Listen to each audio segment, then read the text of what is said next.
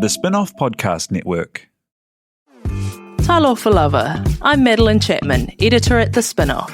If you have the means, consider supporting our high-quality journalism by becoming a Spin-Off member. Sign up now at thespinoff.co.nz/donate.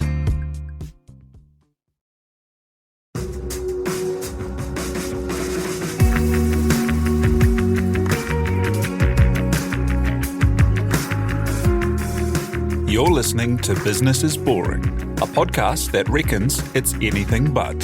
Business is Boring is brought to you by Spark Lab, offering inspiration and practical advice to help businesses find their edge. To hear more about Spark Lab, including details about the latest events, workshops, and business tools, visit sparklab.co.nz. And now, here's your host, Simon Pound. Kia ora koutou katoa and welcome to Business is Boring. A few months ago, a wonderful video was shared by Rocket Lab of panels inflating and unfolding atop a small satellite in space.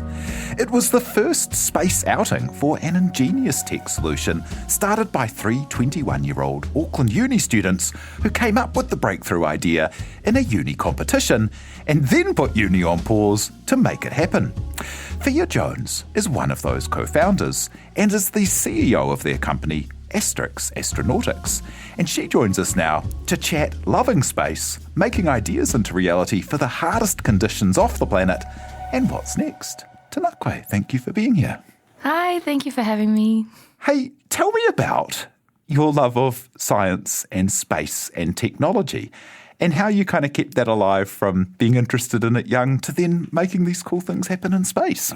I've always been in love with physics in particular. It's always been my worst subject. So I think just working so hard on it and then finally understanding concepts, it felt quite rewarding. In fact, going into physics at uni, my parents were so worried for me. They were like, what are you going to do with a physics degree? And I was like, I don't know, anything. And they were like, what does a physicist do? And we were like, we think about things, we test things, and then we do things. And that wasn't very specific, so they were always quite worried. Actually, in my first year of uni, I tried so many different kinds of papers. I did an architecture paper, a drama paper, a random engineering paper. Like, I tried all these different cohorts and subjects, and even in like business and art. And physics was the only one that I really loved, despite it being probably the hardest and not the best of grades in comparison to all the others. But I kind of just stuck with what I really enjoyed, and it was the only thing I wanted to pour my time into. And how about space? What was the kind of, has space always been something that's been a fascination for you?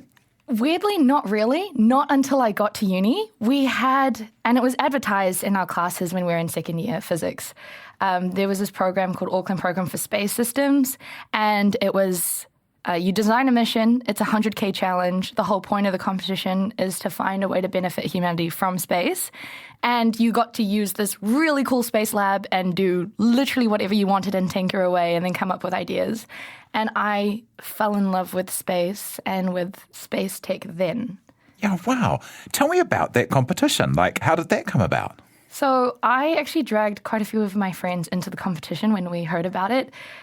They leave you with the constraint of 1U, so that's like 1 litre squared, 1 litre, 10 by 10 by 10 centimetres, a cube.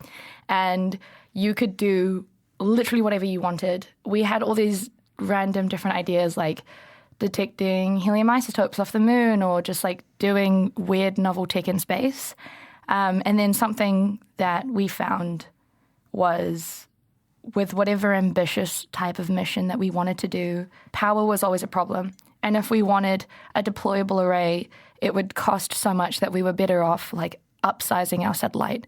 And so when we reached out to other people, we were like, hey, we're encountering this terrible problem. What are you guys doing about it? And they turn around and tell us like, oh, we just like turn it off and then let it recharge and then turn it back on. And we were like, what do you mean turn it off and turn it on? They were like, yeah, our systems are only operating like 5 to 10% of the time in orbit. And we were like, this is a joke. Surely not. Like, this is not the high-tech space industry that I thought it was. It was kind of a weird realization. Like, tech in space is like 50 years behind of tech on Earth, basically. And we were just like, this can't really be a solution. We actually finished that competition by submitting a power system. And then we tried to write about how that would benefit humanity from space. Our lecturers were like, absolutely not. That is not, that is not the point of this competition. And then we kind of segued out of that and hopped into a business competition afterwards because we saw an opportunity to help other people with their satellite systems. Yeah, wow. Tell me a bit more about that problem there. So it's kind of like one of those almost catch-22 situations, isn't it, where you can't have bigger payloads without more power, but then the weight and mass and complexity of getting bigger power systems means that it's heavier and it always just kind of stays in step of difficulty. Yeah, you kind of get trapped in this like technical death loop. It's like you make the system more power condensed. It's like you've got all these thermal issues with it now, and it's like you're kind of stuck in that same loop of, we can't really improve. We saw not just like high power being an issue in the industry, but also like you use gallium arsenide cells, traditional deployment mechanisms. Even though they were highly efficient, you have this extreme high cost problem. The time delay to get the arrays, like you have to order a power system a year before you get it. And then with constellation satellites, they're trying to go from tens to hundreds or thousands of satellites annually. And it's like they're encountering this problem where they can't quite grow to the next stage. And so we call that the little death loop. The way that we try to avoid this is by giving them this alternative product that suits what their lifetime, what their mission is, like the power they need and how we approach that. So that's where the inflatable deployment system came through. So we just, rather than having all these mechanical moving parts that push out a very, very large surface area, we basically have like a blow-up mattress that pushes out solar arrays or silicon solar cells, yeah. And so the solar arrays, so they'd be like physical panels that would kind of mechanically unfold and they'd be reasonably heavy as a result and lots of moving parts. Yep. Is that right? And then your version, it inflates like a mattress, like you said, and then the cells are on top of the front of the mattressy material. Yeah. And so it's like lighter, fewer moving parts, fewer points of failure, I imagine? Yeah, we just have one inflatable system and a single valve moves, air floods into the system and it's open. And then we have a rigidization system take over. So it hardens and then it can't move again. And so that was our approach of just using all these like chemical processes to achieve this rather than all these hinges that have to lock into place. Like if you can imagine it's in space, the air starts being pushed into the system and then everything unfurls and it's like ka-dunk, ka-dunk, ka-dunk. And like everything kind of just like folds out. That's essentially what it is. Yeah. It's so simple. And then when you say the rigidization, is that like a chemical process or something that hardens it? Or? Yeah, so for our first ones, we're just using a UV resin and it just cures in sunlight. And then it's hard and you've got the cells and yeah. And so what kind of like order of, like, is that an order of magnitude kind of lighter and better, or what does it allow? And how big's the problem? Like how many satellites are there being used and up there at the moment that this would work for? So there are currently roughly about 8,000 to 10,000 satellites in orbit right now in space. And over the past 2 years, 3,000 to 4,000 of those satellites were launched. So over the past 2 years, we've made up an immense amount of that quantity. That scale is continuing to grow exponentially, so much that the market is finding it hard to predict what the volume of satellites is going to be in. We saw 9 constellation companies applied to the FCC in November last year, and they applied to launch 38,000 satellites. Now, not all of those are going to be approved, but it kind of reflects that growth that we're seeing, and like 8,000 versus 38,000 over the next like 5-8 years. That's insane. That's a huge difference. And so there's a very big change and turning point, and there's a very different mindset that's going on behind the tech. So rather than your huge satellites that are going to be in space for 10 plus years, you now have satellites of the size of your coffee mug that are sitting in low Earth orbit, and they're only going to be there for 3 to 5 years. And so it's better because you have a larger quantity of satellites that are collectively operating on a singular mission together. And so if a third of that fleet in space fails, you're totally fine. You have 2/3 of your fleet that is still operating on the mission. If your $10 billion satellite that you spent 15 years building fails in space within 1 to 2, you have wasted so much money and so much time, and you've essentially gotten no return out of it. So it's about being able to deploy new technology, being able to take more risks in space, and fail less hard. Yeah. I love it. And that ability to then, does your array also then mean that you solve that problem of people having to power down for big periods of time? Does it mean you get kind of more utility out of the satellites too? So because we're seeing these satellites with shorter lifetimes, they're able to adopt silicon. Silicon is nowhere near as amazing as gallium arsenide cells, but gallium arsenide cells, extremely expensive, like 27% efficiency. Those satellites are going to burn up after 3 to 5 years. They don't need them, and they don't want them because of such a ridiculously long process of waiting for them. So we have this alternative product that has a much, much shorter lifetime, but it doesn't matter.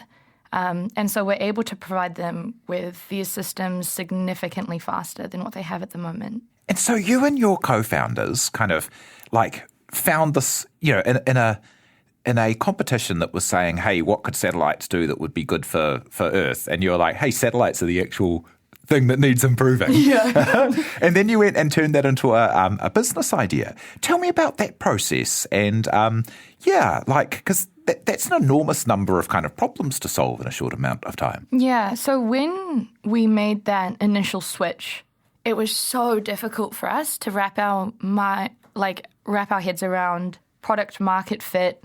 And I know that it's very cliche and everyone says it, but like you need to solve the customer's problems, and we thought we knew them, but we didn't. So like our very first power system that we designed, it actually used a large inflatable sphere, and then at the diameter of the sphere that was parallel to the satellite, we had a Fresnel lens that would deploy and pull out, and so that would focus a lot of light onto thermionic electric converters. And so those are like 2 plates, and it basically just converts heat energy to electrical energy. Like a magnifying glass kind of thing. Kind of like a magnifying glass on 2 metal plates that generate electricity. And so that was a really cool idea, and we thought it was great because you could avoid using solar cells, which kind of suck in the industry at the moment. But so many other kinds of problems came when we did that. So we would have so much thermal energy, and it's like, how do we dissipate this heat when you can really only use radiation? And then with the pointing accuracy, like if you want to focus light onto a very specific point, you've got to be like basically 1 to 2 degrees of facing the sun. And it's like, we can't achieve that accuracy. It's not good for the satellite. It doesn't make sense. And so we went on a really big journey of like properly trying to understand the industry, asking really, really stupid questions, and just not trying to force our really cool tech onto people, but understand what their problems are and then like take that on. Yeah. And your physics and problem solving and leadership of the company is augmented by your co-founders, and you've got what are their kind of skill sets around the kind of the engineering and the chemical side of the problem as well? Max and Will are like techie geniuses, like in terms of just like pure physics and tinkering and just like relentless testing. They're actually like really good. I couldn't do what they do. So Will's main role is overseeing the complete design of it, and basically my role is going out in the industry, understanding what our customer requirements are, what their conditions are, just doing a ridiculous amount of research and then obtaining the resources that Max and Will need to be able to build this product. And so Will aligns his tech goals with our business goals, customer requirements and such. And then Max and Will work really well together trying to solve these problems that we encounter. And so Max, I feel bad for him. He's like both of our assistants. He's like helping both of us constantly, really juggling all the hats there for him. And we kind of just do this together. Our roles like bleed into each other's roles at the moment. They're not very clearly defined. And it's because we've just worked so closely for the past 3 years now. And when you say, my role's to go out and get the resources to deploy this, like that kind of thing, tell me about taking this idea, which is, really new in a really quite established industry. There's a lot of satellite launches been going for a long time. How did you go as a group of uni students and raise that first $500,000 that allowed you to test out the idea? Because that kind of sounds like a whole lot of money, I imagine, if you're, coming from uni student land. But in the space industry, $500,000 must be like, I don't know, the pencil budget. Yeah, it's pennies. Yeah. What's really funny is before we raised this $500K, we actually pitched our idea to Peter Beck from Rocket Lab. And he thought it was really cool. We had this like little blow-up thing that we took up into his office. It consisted of a car battery, a bike pump. We didn't have solar cells, but we had little cut-out cardboard pieces that we stuck onto these rubbish bags that we like cut up and taped back together.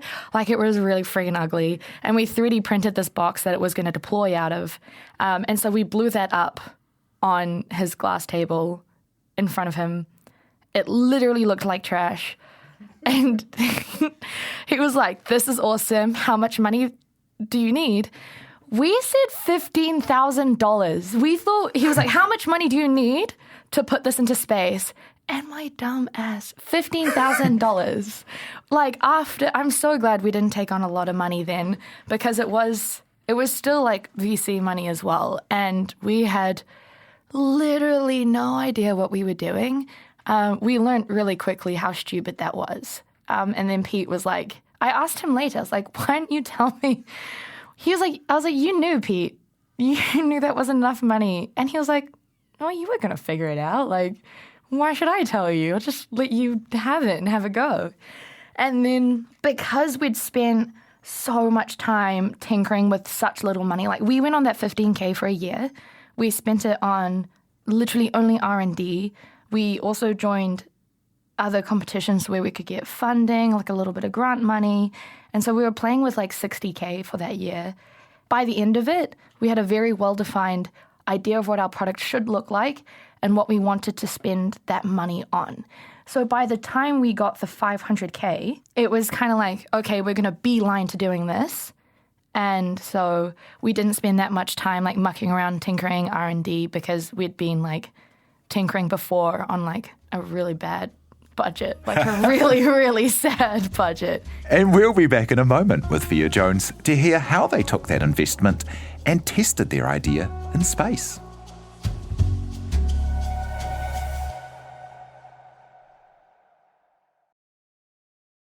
Spark is proud to partner with the Sustainable Business Network and the Climate Action Toolbox. The free Climate Action Toolbox can provide you with simple step-by-step guides to measure and reduce your emissions. Help lead the way to a low-carbon future for New Zealand. Visit sparklab.co.nz/sustainability to find out more.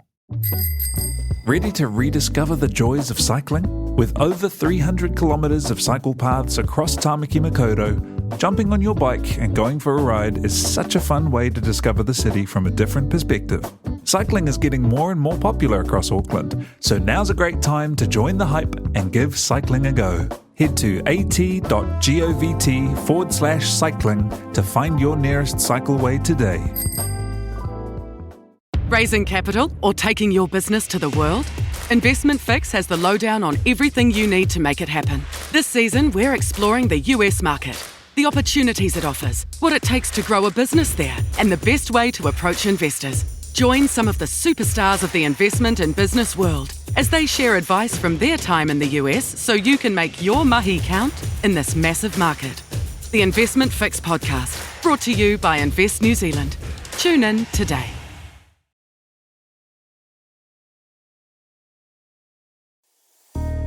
So let's recap. You got the funding to test out if you could actually build it. How did you actually get it to space to test? And what was that like?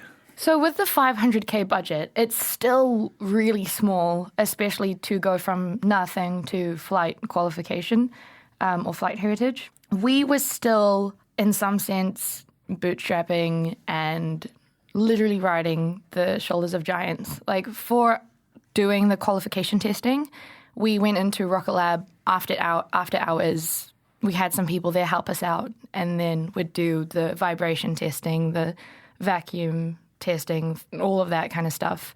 That really reminds me of Peter Beck's story of working in the evenings at Fisher and Paykel and DSR and everywhere that he worked to do all that stuff out of hours. Doing everything in the Callahan building in the basement. We were actually in that room last year. It's a tiny little dungeon. It's kind of sad there. But just having, like, we hired a room. We rented out a room down in the basement there, and it was like a storage closet that they took all the stuff out of so that we would have a space to use. And we just did everything on an extreme budget, and everything that we didn't have or couldn't obtain in time, we were calling our friends and asking them, can we please have this? Can we please use that? We were still begging with that 500k. Like it wasn't a lot. Yeah, it's nothing in the scheme of space stuff. Yeah, I know. And Rocket Lab became investors in the company, and then they gave you a spot on a launch to test in space. So you tested it in the vacuums, and it all kind of worked. You know, like what's it like when this thing that you've worked on and built so hard and done on such a smell of an oily rag, and then it's sitting in a rocket and it's going to go to space and it's going to deploy live. Like, how does that feel? Shitting bricks. When you compare looking at the other payloads that are going on, and then you see the facilities that they've been using. And, even with COVID, we had 3 months where we were building this in our bloody kitchens. Like, our payload that went into space was on all of our kitchen benches at one point in time because we just had to keep going when we were at home. And I can't believe it worked. Well, I can. Like, we went through a horrendous amount of tests. But I think when it finally did go into space, it was just so relieving. Like, before the lockdown, we'd been telling everyone that we were 3 to 4 months away from launching every single month for the past 6-7 months right up until we launched. We were like, we're 4 months away, we're 4 months away, we're 4 months away. And after a point in time, you're like, are we really 4 months away? And so on the day of the launch, I thought I would be so excited and so hyped. I actually had COVID and I was in a hotel room overseas, so I didn't get to go into mission control. But just pure relief, and then just being able to re-energize when you're done. It's like, okay, it worked. I'm going to sleep. I thought we'd all be super hyped and in party mode, but because we were at the most crucial time for our company for months, and it dragged on of 6-7 day work days. It was so intense. We were so happy to have it done. And it was majestic, right? Actual, if anyone hasn't seen the video, you literally see it deploy and open up, and there's space, there's Earth in the back. It's kind of gliding past Earth, and it's whoa, it's in orbit right now. I got to appreciate it afterwards, later. It's gorgeous. If anyone hasn't seen it, jump on to Fia's Twitter feed or Astrix's Twitter feed or Rocket Labs, and you're able to see that little video there. And it's magic. And what does that mean now that that's worked?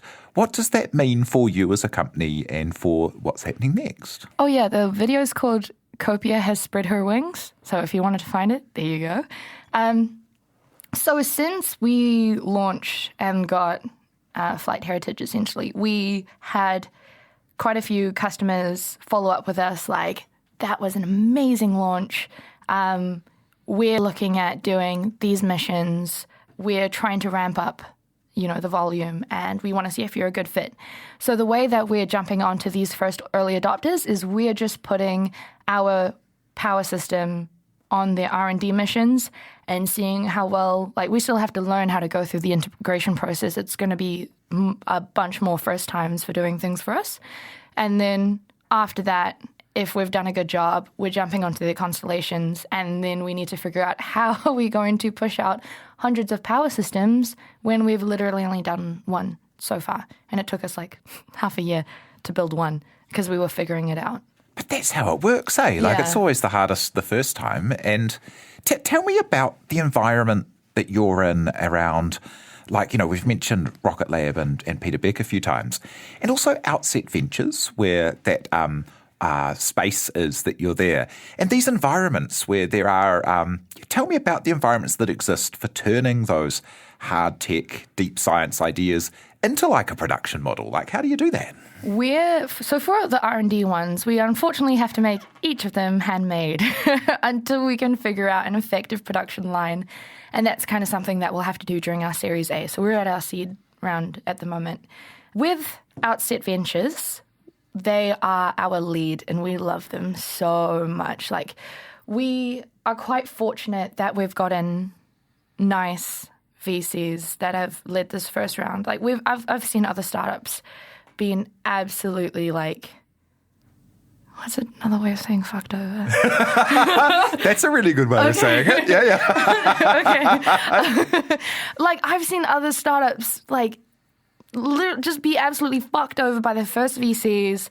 They say that they're going to provide them with all of this help and they take a large cut of equity. And in the end, they only give them funding and they're like, hey, update us, later. We haven't had that. With Outset, we moved into their building. We were paying a very, very cheap rate at first when we only had the $500K. They were aware of how little funding that was for the industry that we're going into.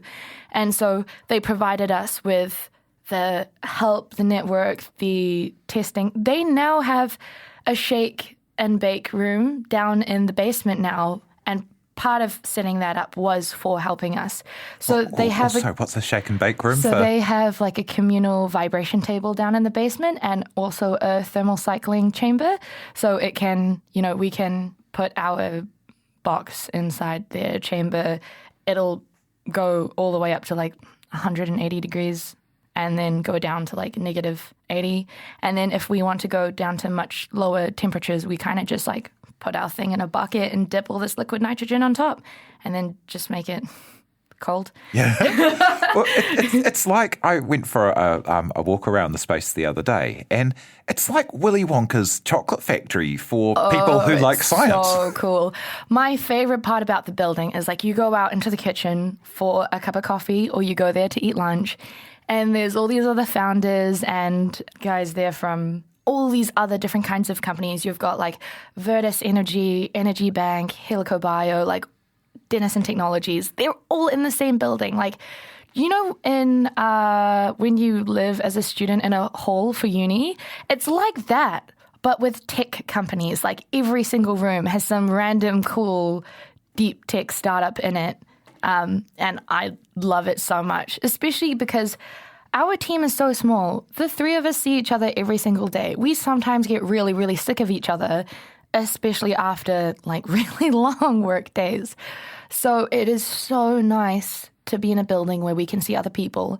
Or if I need some help, I walk out of my office, walk to the other side of the communal room, and I'm like, hey, Angus. So Angus is our director as well. And I'm like, hey, Angus, I don't know what I'm doing. Can you look at this, please? And then for chasing ups, I don't get aggressive emails. He knocks on my door hey, what are you doing? I really need this. Yeah. And it's really nice and casual, and it takes away from everything feeling like you're in this high stress hierarchy kind of thing going on. We're all working together because it's in our best interest that we succeed and in their best interest that we succeed. So we're getting so much help. It's ridiculous. It's such a cool model. So good. Yeah. And the resources there with all of the different kind of labs and the engineering and like the biosafe labs, and it's bananas, and it's so crazy to think that they've funded that all like privately essentially, and it's not like a it's amazing. It's insane, right? And so one little story about like going above and beyond for like your startups.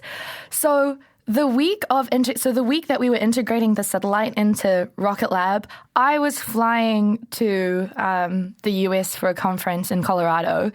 Will unfortunately got COVID, and then Max got really, really sick. And so even though Max didn't have COVID, Rocket Lab doesn't let you into their facilities if you're sick, full stop, because of the pandemic.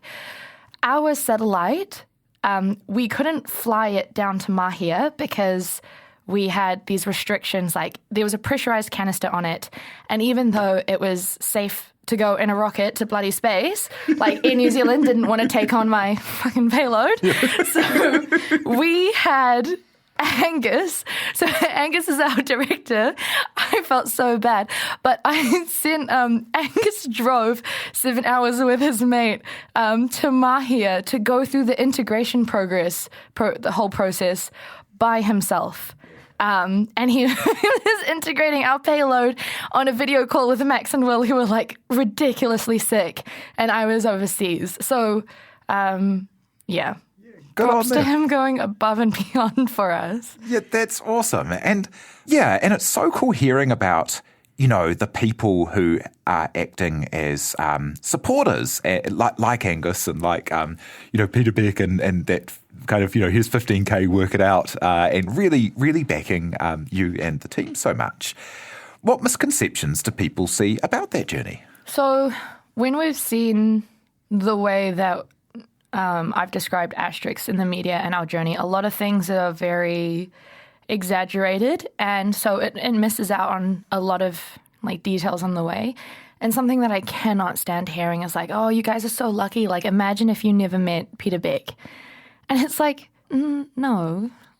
If we didn't meet Peter Beck that one time that we did meet him, I would have still met him anyway. Like, I didn't meet him by coincidence. I was stalking him, right? He has an active Twitter feed. I was looking at the events he was going to, and then I was trying to meet him and give myself these opportunities.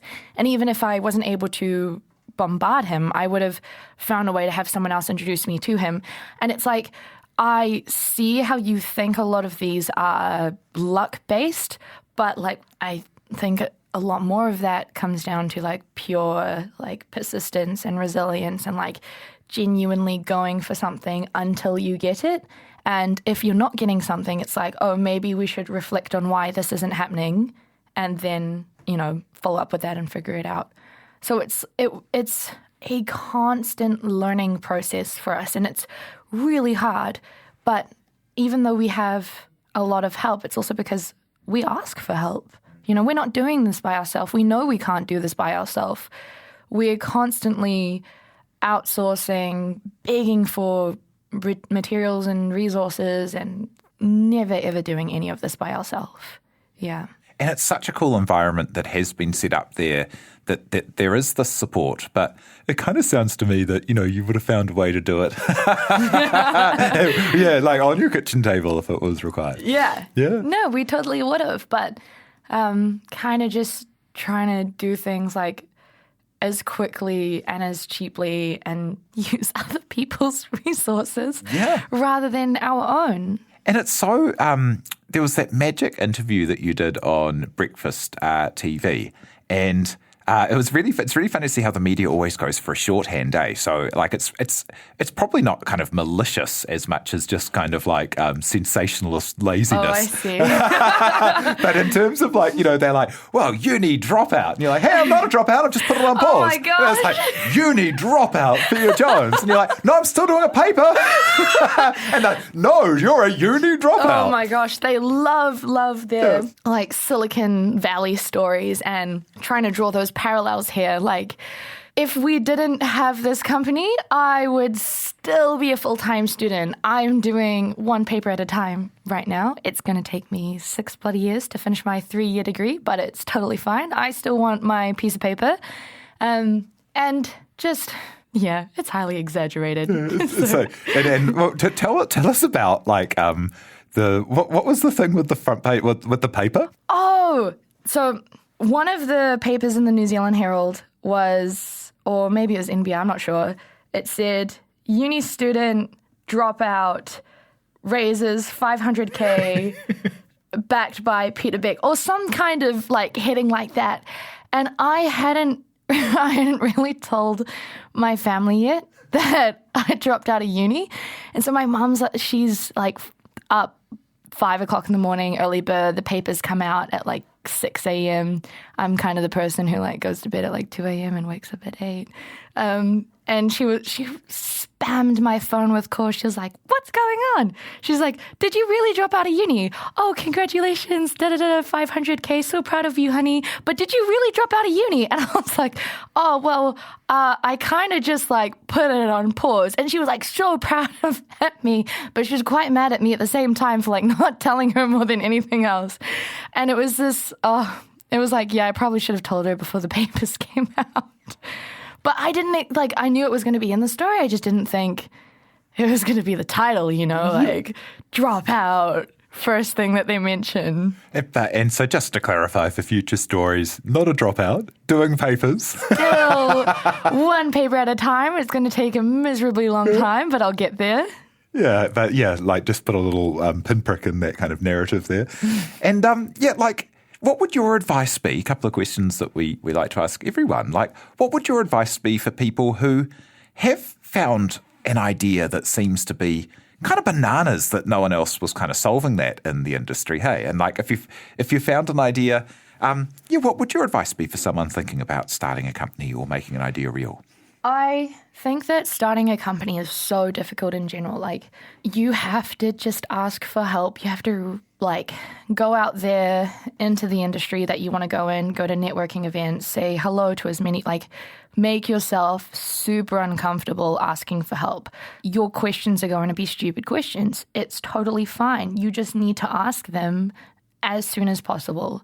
And especially if you're going into an industry that is high barrier to entry, whether it's space tech or mid tech or something else, having an expert in that field back you, especially because like when you go to VCs, a lot of them, even though they might have experience in tech, no one's going to be an expert as well as you are if you do your research really well. And so just that confidence for them and that reassurance, like for yourself as well, that what you're doing is a really good idea and it's really useful in the industry and you just need to figure your stuff out. Yeah, ask for help. Get someone to back you. Get someone who wants to publicly back you as well. And then go from there. Yeah, awesome. And as a final thought, what will success be for you and for the company? So in the short term, we're pushing away from R&D and going into production. I would love to see our device Copia on these first few commercial flights, even if a few of them fail, just like on the larger basis, it's still being like a super ideal product for constellations, and then just seeing it on hundreds of fleets or hundreds of satellites in general. Yeah. That's so cool. I can't wait to see what you make happen next, and thank you so much for coming and sharing your story with us today. That's Fia Jones, co-founder and CEO at Astrix Astronautics. So thank you to Fia Jones, to you for listening, and for everyone who helps make this happen, like our producer, Te Aihe Butler. Do follow Business is Boring wherever you get your podcasts, and be sure to rate and leave a review if you like what we do. And keep an eye out for Going Global in your Business is Boring feed, our new podcast with NZTE. E nohora. From the Spin-Off Podcast Network, that was Business is Boring, brought to you by SparkLab. Make sure you're following Business is Boring wherever you get your podcasts. And for more information on SparkLab, visit sparklab.co.nz. K-pop to me means more than just listening to music. It's learning to be myself. The spin-off's new documentary, K-Pollies, follows 3 Pacific youth obsessed with K-pop. In a one-off documentary, see what they've found in Korean pop culture and how they bridge it with their own. When you start dressing, looking different, everyone side-eyes you. But in K-pop, they're just like, no, like celebrate yourself. Watch K-Pollies today at thespinoff.co.nz/videos. Made with the support of New Zealand On Air. The Spin-Off Podcast Network.